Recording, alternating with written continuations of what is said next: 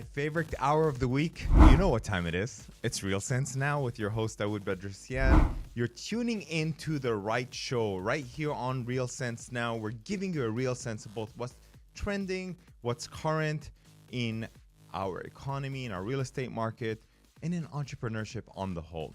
We're here to actually bring to light some of the current conditions, opportunities, challenges many of us are facing when we're going through our day-to-day lives. And what I'd like to do on the show is kind of highlight to help make your life better in whatever way possible that we can give back, add value, and hopefully turn your day, your business, your insight on the situation that we're discussing at hand. We often bring in a lot of guests, and today I have an extremely special guest on the show, Mr. Dwayne Deville. And he's going to actually sit down here to really kind of elaborate, teach us, and expose us to a lot of the key secrets he shares when he's coaching top 100 Fortune companies and how he works with them to turn them around. So why not take advantage of these successes? Because as I say all the time, although owning real estate may be the cheat code to your success, knowing how to run your business at the highest level possible is essentially the cheat code to your success. So if you're tuning in for the first time, we're live here every Saturday at 11 a.m. And on our radio show today, we have a captivating guest. My guest is sitting in front of me. I have been fortunate enough to know him for a long time. We're part of the same whiskey club, which makes us even better friends. And of course, he's an entrepreneur, an author, and a professional speaker. Has a remarkable background that I'd really like to share with you. He began his career in the financial services banking industry, where he honed his expertise in turning around management, as well as other areas that are imperative to a business success. In 1994, Dwayne founded Watermark International and became a trusted advisor to top business leaders across various industries, major universities, and of course, as I mentioned before, Fortune 100 corporation. Dwayne's unique approach, and I say unique because once you hear this man's story, you'll begin to understand how his relaxed demeanor shares such poignant keys to ensure your success. I love hanging out with him because he teaches me a whole of a lot whenever we're together. He's been a mentor, he's been a friend, and more importantly, he's been transformative in the way that I approach a lot of my business endeavors as well too. So what better way than to have Dwayne on my show and have him share his experiences with you so that you can understand what sets Dwayne apart in terms of his awareness for people's challenges, when he's working with entrepreneurs, and how he's able to take a lot of these companies all the way to the top. Dwayne, thanks for being on the show. Happy to be here. Man, I'm happy that you're a friend of mine for a very long time. And finally, I have you on the show. You've written an interesting book. It's called The Biker's Guide to Business, When Business and Life Meet at the Crossroads. You had a crossroad in your life, right? Which I want to address because I think this was the pivotal point in the trajectory of where your life was going.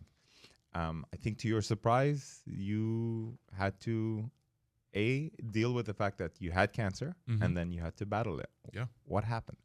They discovered a tumor the size of a portobello mushroom growing out of my left kidney, which required it being taken out. And when that happens, you stop and think because you realize that, well, the credits hadn't run on this movie called Your Life yet, but they could run it any time, so you need to make the rest count. And that's when I decided to write the book and move into the next chapter of my life, if you will. So what inspired you to write the book?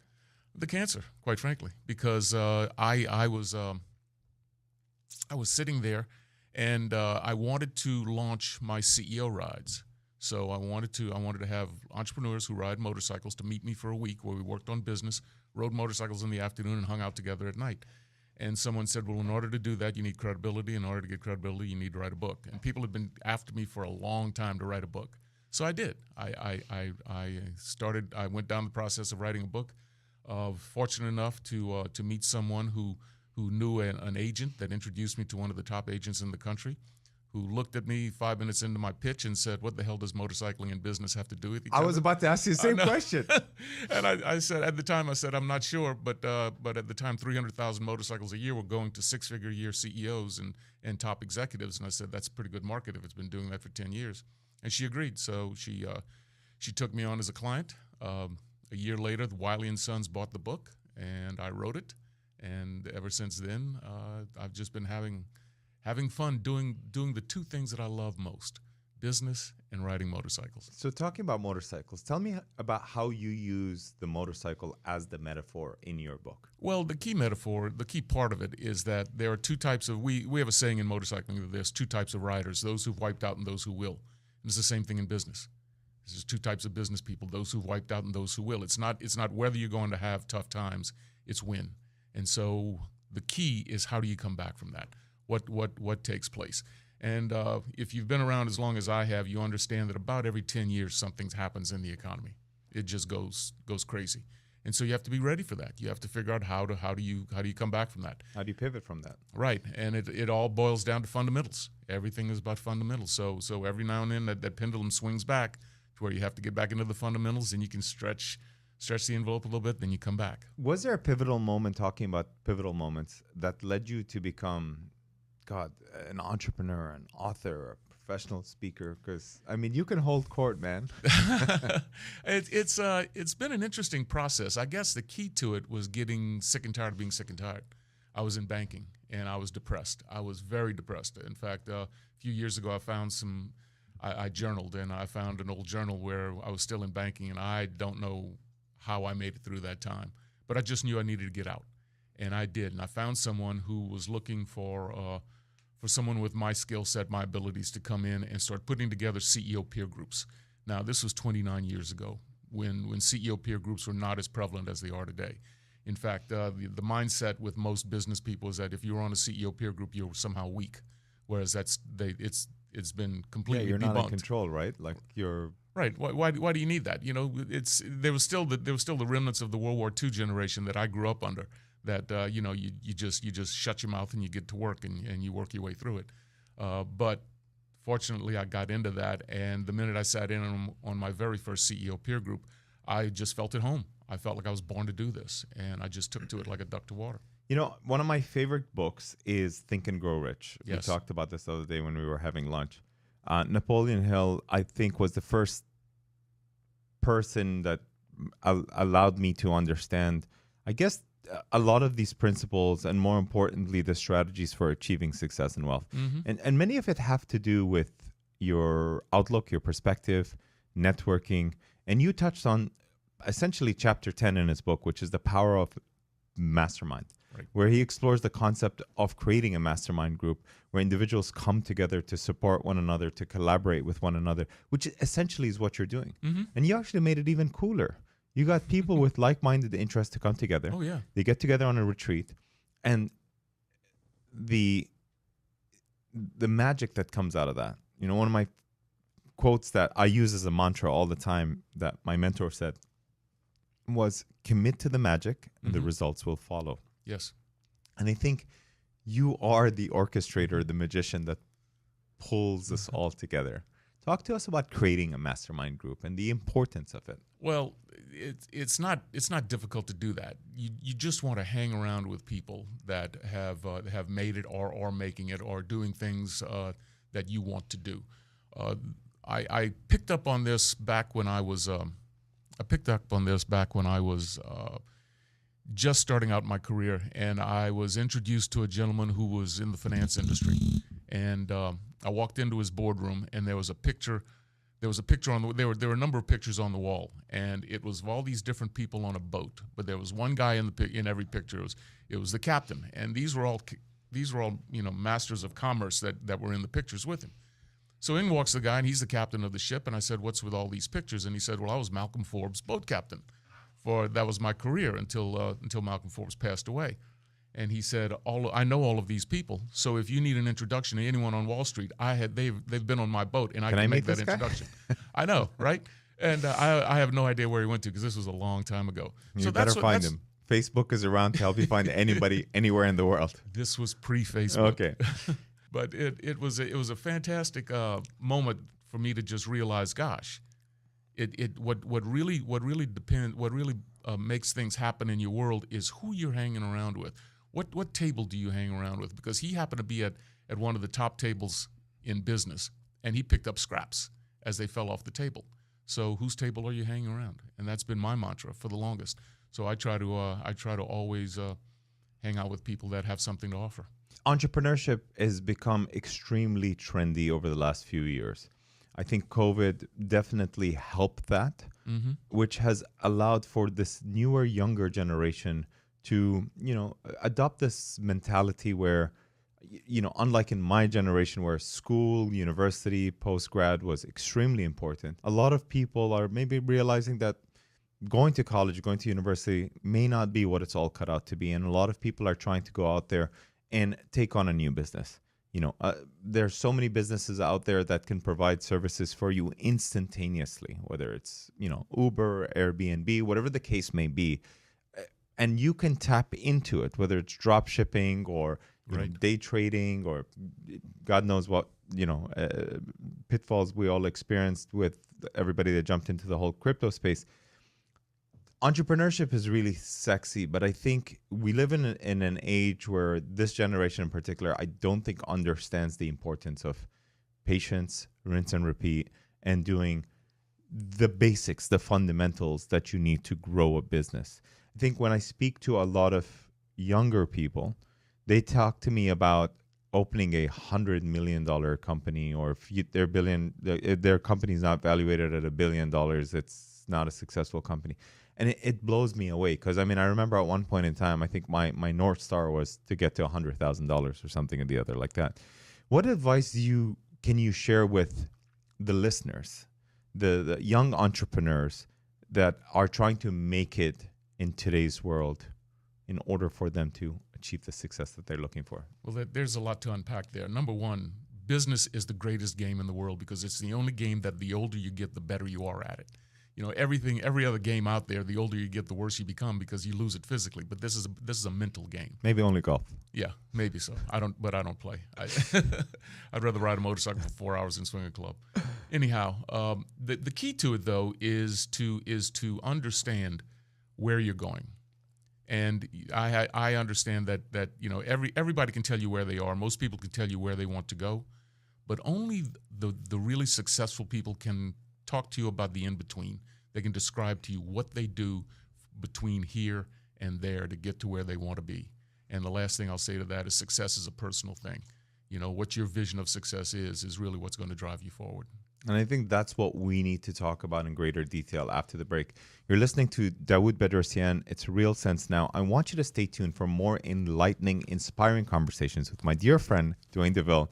When we get into it right after the break, we're going to be talking entrepreneurship, how to succeed in today's world, and more importantly, strategies that can help you turn around your business today. Catch you after the break.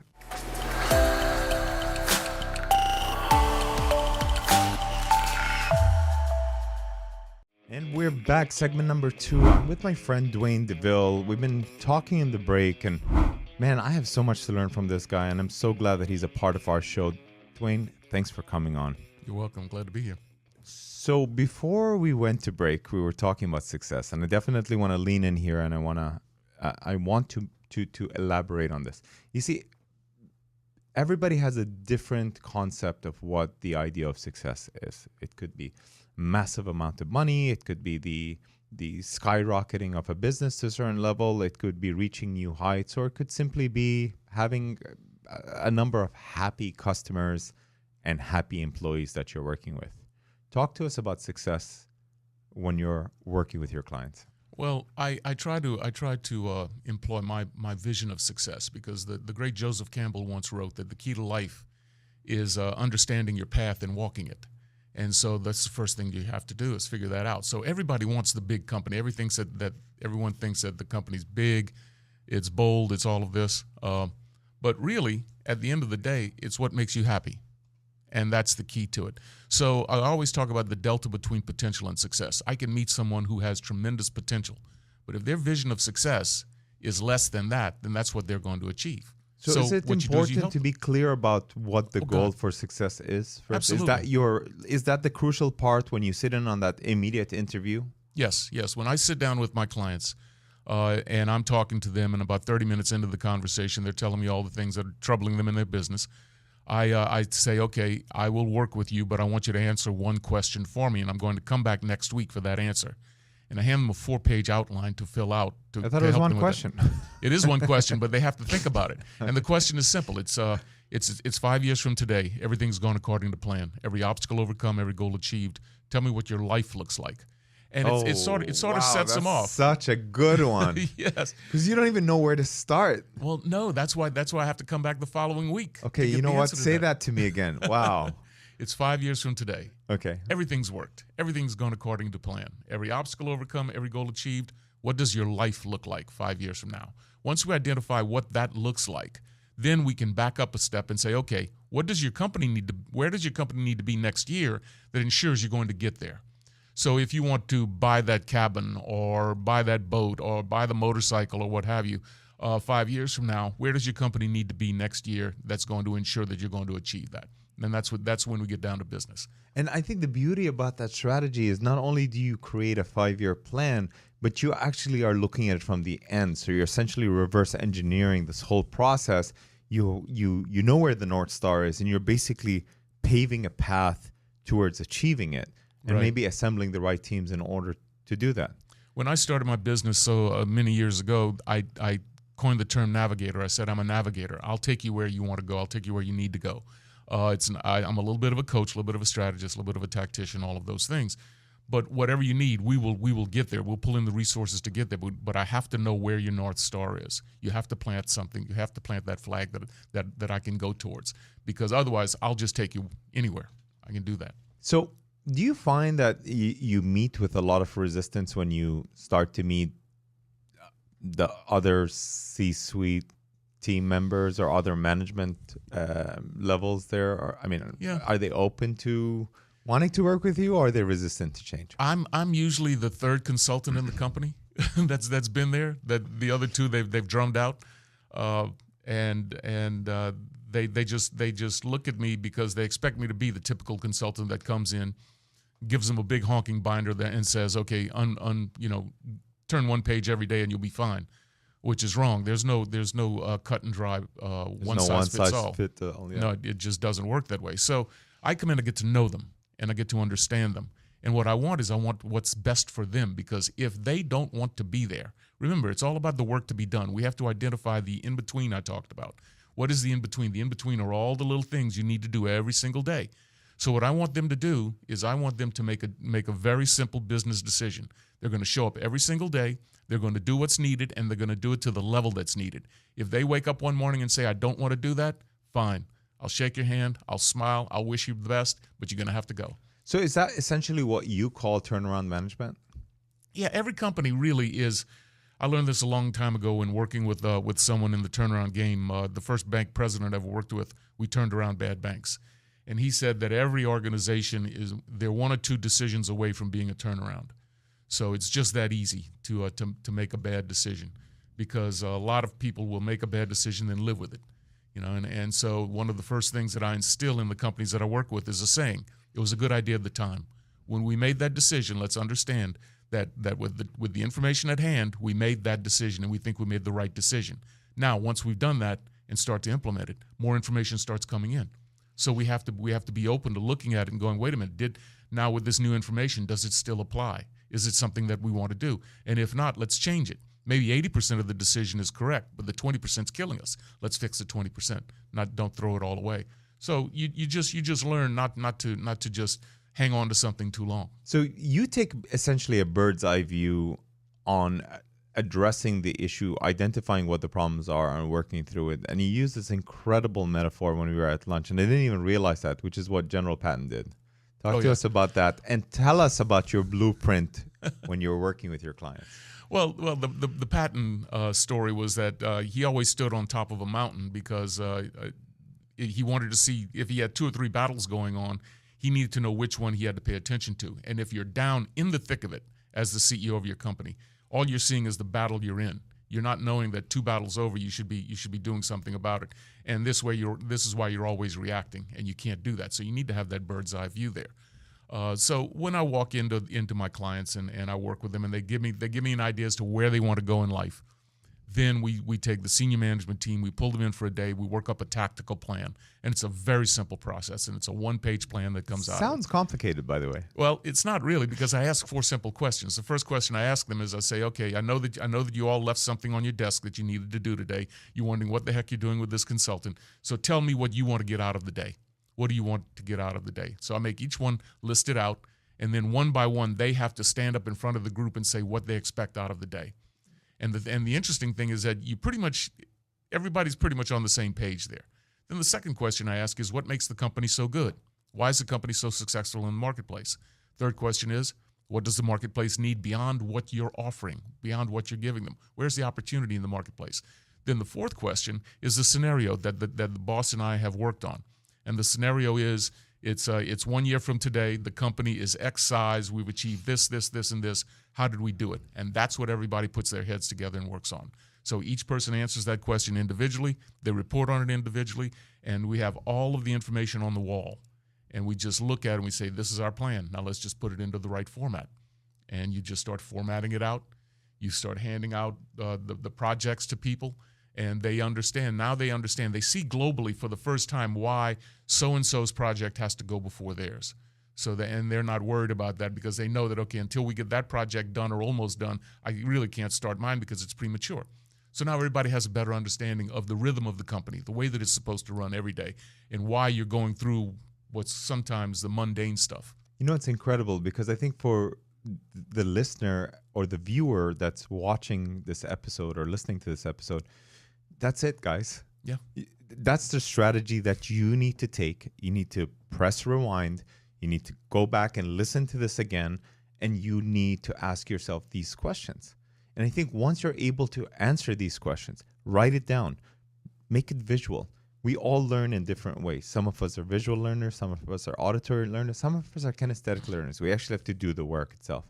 But once you learn it, once you map it out, you can begin to see what it is. And a mentor once taught me to actually write down 6 further steps that you need to achieve it, because it may not work out in the first 1 or 2, and you may have to go through the list to be able to go out and do that. Whatever the goal may be, reach more clients, start up, new business development, invest the time and energy on marketing. Is there a specific area that you focus on when you're approaching your clients? Is it sales? Is it marketing? Is it management? Or does it depend on the circumstance? It's the people. I focus on the people, because I trust that they all want to do a good job. And if you gave them all a lie detector test and asked them the question, are you doing the best job possible, they would pass. But are they doing the right job? And that's what we need to define. And then once we figure out what the right job is, I work with them to understand what they need to do. I take a somewhat Zen approach to the whole thing, because I just believe that you have to be the right person for the job. And if you don't like it, if you're not in the right spot, you're going to struggle. And I don't want you to struggle. I want you to be happy. I want everybody in the company to be happy. I want everyone to wake up in the morning and go, gosh, I get to work today. I get to go to work. My best day of the week is Monday. My worst day is Friday, because I know the week's ended, and I get to start a new week on Monday. And that's the way I want everybody to feel in the company. I think a lot of people are drawn towards business, especially with our younger generation, because of all the success stories that they see on social media. See all these entrepreneurs driving nice cars, showing off the stuff, and God knows they don't even know that half of it is probably fake or rented or whatever the case may be. I think business can be quite simple when you're looking at it from a bird's eye view. You need to find a product or a service that the client wants today. Yeah. You need to surround yourself with great employees that may have even more information than you have in whatever that specific area is. Align yourself with the experts that can take you to the levels that you need to go to. Ensure that they're happy. And I think that the secret really is, which is the most boring part of business, rinse and repeat. Yes. Rinse and repeat. Do the same thing over and over again. Make sure your clients are happy. Make sure your employees are happy. Make sure your clients are happy. Make sure your employees are happy.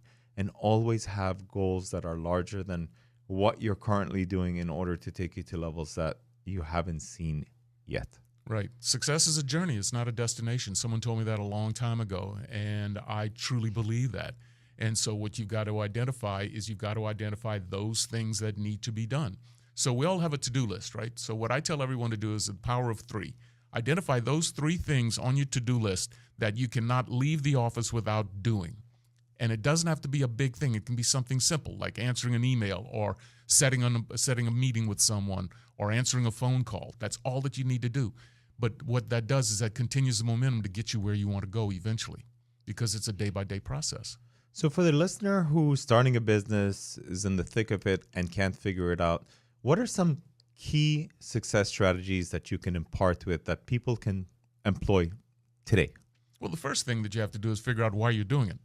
You know, I love it. You know, there's a lot of people that do stuff in almost like an automatic mode where the body just works, but the mind's shut off. I always use the metaphor of like the wheel is turning, but the hamster's dead. Making money is easy. Making money is easy. It's finding the way to make it that you love. That's hard. You know, what do you love to do? Because if all you worry about is making money, you're going to be a miserable individual 10 years from now. You're going to wonder what the heck's going on and what's next. So what I try to do is I try to work with people who have a passion for what they do. Oftentimes they say, "Hey, Dwayne, I need you to come in and do some team building." I don't do team building. I don't want to have somebody fall out of a tree and have me catch them. No, teams are built on a mission. So what we have to do is we have to identify what's the mission of the company, what is it that you need to do, and do you want to do that? So when you talk about the young people today, that's all that they're missing. They're missing a mission. Everybody needs a mission. We just have to identify it for them. You know, I love the phrase that goes like this: if you have a bigger reason why, the hows are always simple. Always.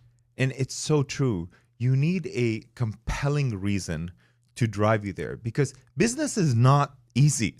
No. Everybody wants to get into business, and they don't realize. Take my business, for example, real estate. Whether you're developing a development or whether you're working with clients, you're not checking into a 9 to 5. There isn't a boss to answer to and a check waiting for you at the end of the week. No. You basically eat what you kill. And I hate to use that example because it sounds a little crude, but it's true. It is. Right? And you need the right mindset. You need that stick-to-ity. You need that the perseverance to be able to have a positive attitude, to, you know, look into the future. And I think this is what makes entrepreneurs visionaries. Mm-hmm. In spite of whatever's happening today, they separate themselves from the external conditions of their environment. And my favorite quote, by the way, is from Wayne Dyer, which, once again, I'm going to repeat. When you separate yourself from the conditions of your external environment in the realm of impossibility, right, all things become possible. That's right. That's right. Isn't it beautiful? Well, yes, because what it means is it speaks to the P word that we haven't used yet, passion. You know, and you have to have passion, because if all you're doing in your field, for instance, there's a lot of average realtors, there's below average realtors, but there's only a few that are really, really great at what they do. Well, why are they great? Because they're passionate. They love it. You know, they have tough times just like everybody else, but with that love of what they do, they don't realize it's tough times. It's just something to overcome, and Listen, they do it. I They do just keep what I going. do every day of the week, and to me, it's not even a job. I Yeah. work 9 days a week, and I love working with people and adding value to people's lives. It's just what I do. The buy factor happens to be, you know, whatever compensation you get for it, but the process of what you're creating along the way, whether it's starting a new chapter in a family's life or building out a beautiful community or whatever the case may be, you know, adding a new medical facility in a specific area to cater to more people. It's interesting. It is. I worked when I was in banking. I have not worked in 29 years since starting my own business. I get to hang out with really smart people who pay me. Listen, I want to come back after the break, and I want to talk about exactly what you're talking about. How to align your passion with Right. your business to determine the happiest life and the greatest amount of success for you. Stay tuned after the break. This is Dawood Bedrosian, and you're listening to me right here on Florida Man Radio.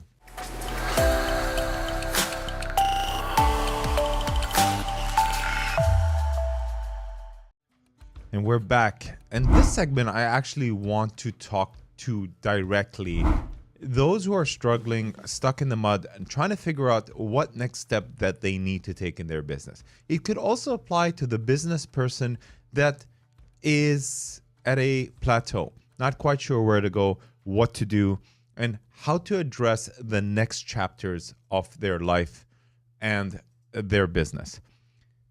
Which makes me come back to what we were talking about right before the break. And I'm here with Dwayne Deville, my friend. He's an entrepreneur, author, professional speaker. The list goes on. He wrote this incredible book that you need to go out and pick up today. Dwayne's book is The Biker's Guide to Business.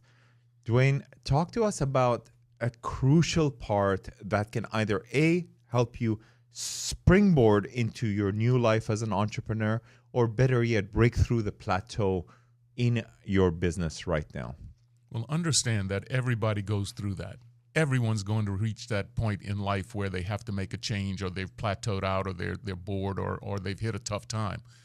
One of the toughest times I had was with the 9/11 tragedy. Pretty much wiped out my business.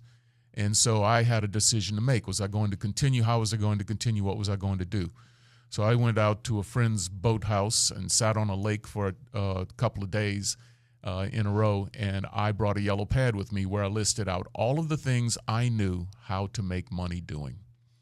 And then I took that list and I broke it into two categories. I did a T account. On the left side, I listed all of those things I was most passionate about doing. On the right side, I listed those things that I just had to do for business. On the left side, the litmus test for passion was whether I'd get out of bed with 101-degree fever and do it without a problem. And so that's what really made me understand this is the type of business you want to be in. This is what you want to do with your life. And the other stuff, I figured out either how to have somebody else do it for me, or I just do some of that stuff on Sunday mornings when I have time to focus on and get it out of the way so I can just live my life. And once you determine that, then you have to set the goal and say, okay, if I'm going to do this and I'm going to be successful at it, here's what I want it to be. So when I looked at starting my own business, I thought, here's how much money I want to make a year. Now, I can find one client to pay me that, but that's a job. Or I can find multiple clients to pay me X that equal that.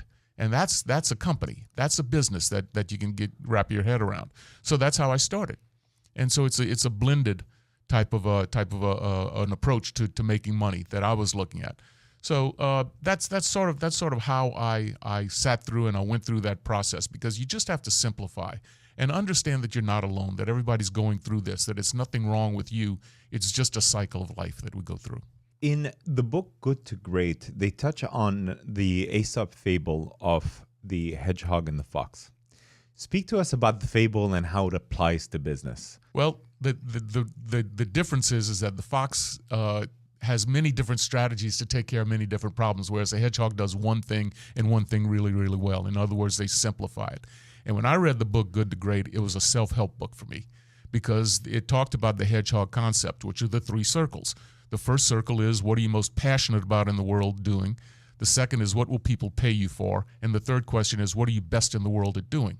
And where those circles intersect is your sweet spot, and that's what you do. That's what you're going to be great at. And why are you going to be great at it? Because you just do it naturally. You want to do it. You know, no matter what the consequences, no matter what the issues that pop up, you want to do this every single day, and you will do it.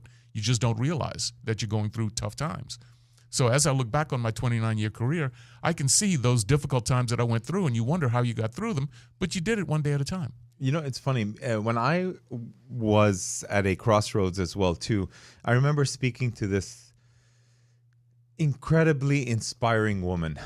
Her name was Gina, and she asked me to play along and do this exercise with her. And I mean, I was in between jobs and businesses, or whatever you want to call it, and I had no direction for where I wanted to go. I didn't know where up, head, or tail was. I was just lost.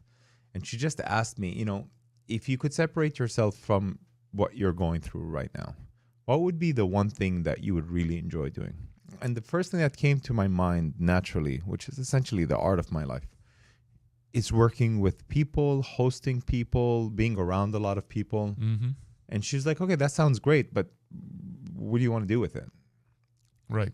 I heard somebody say big ticket item. And it just sounded really good. I didn't even know what it meant.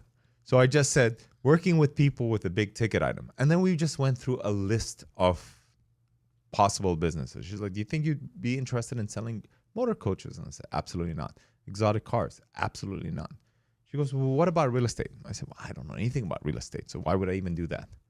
And it just so happened that as you become clear about what you align yourself with, that law of attraction works as well too. And a lot of what you're looking for starts to align itself, show up in your life.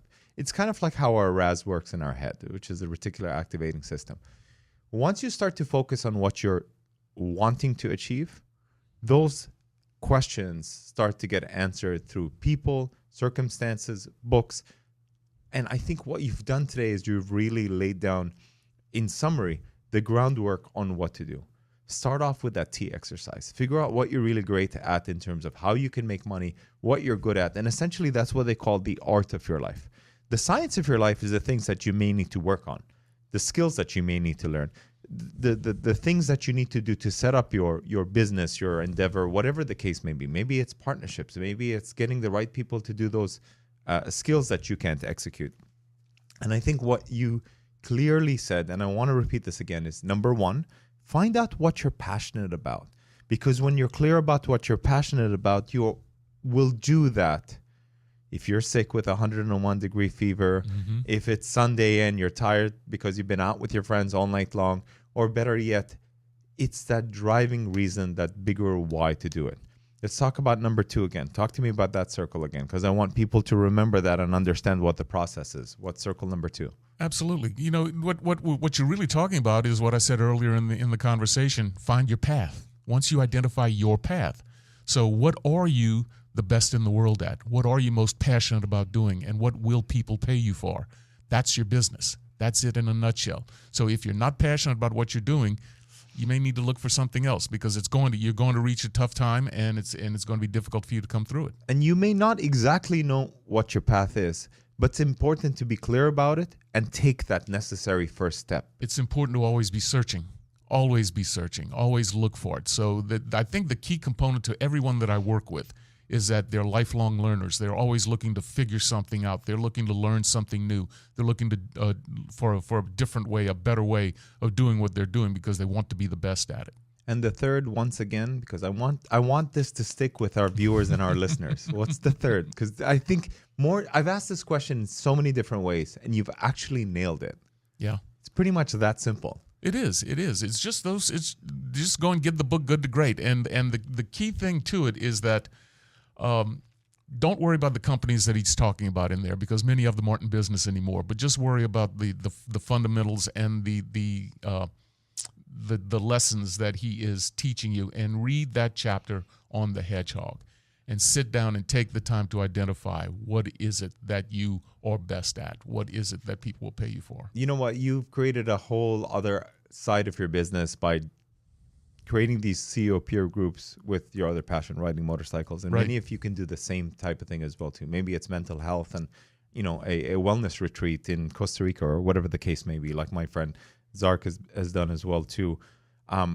When you use motorcycle as a metaphor to combine lessons learned from both the boardroom and the saddle to help other people navigate through the challenges of building a successful business, what do you do to maintain your personal life? Oh, well, it's woven into my personal life, because it's something I absolutely love to do. When I'm holding my CEO ride, which I hold 2 or 3 a year, that's semi-vacation for me, because I'm hanging around with people that I love to be around. I love it. I'm hanging around entrepreneurs, love it. And they're talking about the issues that are facing them. And I remember one very clear moment in there where he walks into the meeting and he said, "My number 2 just quit." And everybody rallied around that guy. And by the time the week was over, he had a game plan. He knew what he was going to do. He wasn't too worried about it, and he literally came through it with flying colors. So for all of the people listening to you, now's the time. How can people get a hold of you? How can people learn more about Dwayne Deville? Well, you can go to if you ride motorcycles and you run your business and you want to ride with me, go to theceoride.com or go to dwaynedeville.com. And if you want to go deeper into all of my tools, tips, and techniques, buy the book, the Biker's Guide to Business on Amazon. It's still there. I love it. Okay, last question. Yes. You could have dinner with 3 people in the world. Who would those 3 people be? Oh wow, Peter Drucker, number one. Okay. He was my main guy. Probably Evel Knievel. And The last one? The last one, that's Chris Schulteis, my best friend who passed away. I love it. You're listening to Dawood Bedersian. Dwayne, thanks for being on the show. Catch us next week right here on Real Sense Now.